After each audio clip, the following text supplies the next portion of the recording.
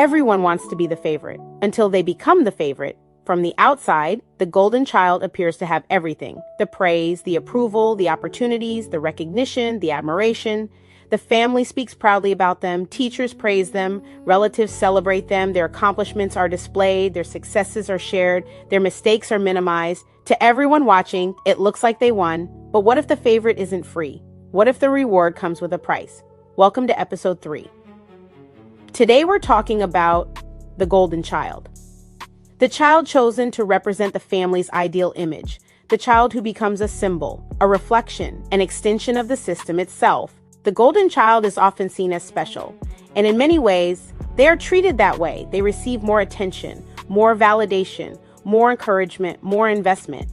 But there is a difference between being loved and being valued for what you provide, and that distinction changes everything. Because the golden child is often rewarded, not for who they are, but for how well they perform, how well they achieve, how well they represent the family, how well they protect the image. The message may never be spoken directly, yet it is constantly reinforced. Be successful, be impressive, be exceptional, make us proud, make us look good, do not fail, do not embarrass us, do not disappoint us. Over time, the child learns something dangerous. Love feels conditional, approval feels conditional, acceptance feels conditional, and eventually, their identity becomes tied to performance, not authenticity. Performance. They begin measuring their worth through grades, achievements, recognition, status, titles, awards. External validation becomes the evidence that they matter. And while everyone around them sees confidence, many golden children live with something else entirely: fear.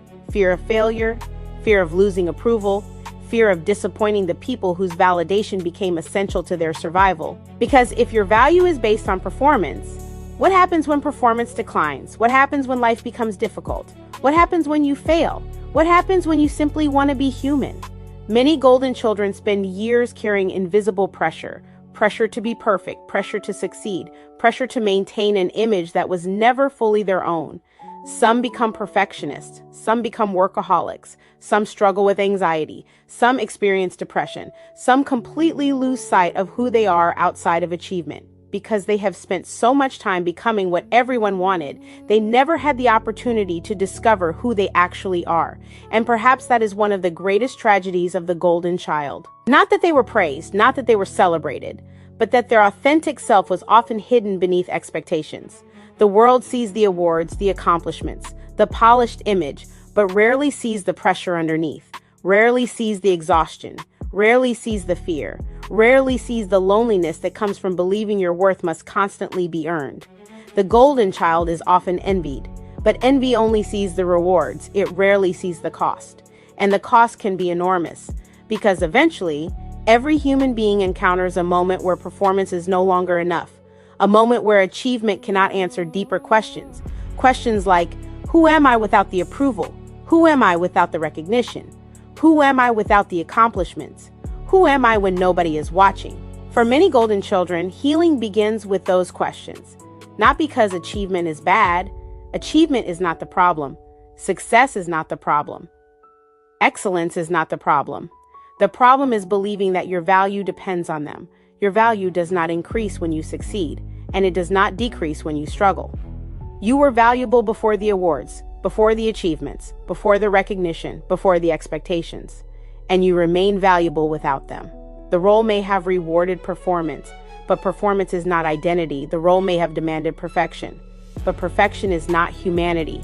And the moment the golden child begins separating self-worth from achievement, something powerful happens. Before you go, I want you to consider something. Were you loved for who you were or for what you accomplished?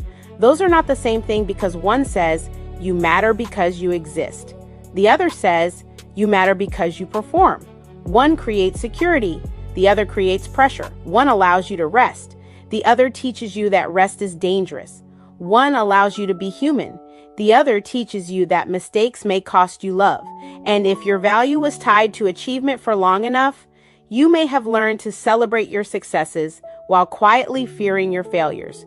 You may have become so focused on becoming everything everyone expected that you never had the opportunity to ask a much more important question. Who am I when there is nothing left to prove? Who am I when the applause stops? Who am I when there are no grades, No awards, no titles, no recognition, and no audience. Because eventually, every golden child reaches a moment where achievement can no longer answer that question. And that is often where healing begins. Next time, we're talking about two children who appear completely different. One disappears into the background, the other keeps everyone laughing. One survives through silence, the other survives through performance, the lost child and the performer. But beneath those very different behaviors lies a surprisingly similar wound. Join me for episode 4. As we uncover what happens when children learn to hide themselves in order to survive. Until then, remember this: your worth is not measured by your performance. Your value is not something you earn. I'm Dr. Christina Christopher Laster, and this is Wise Society. I'll see you in the next episode.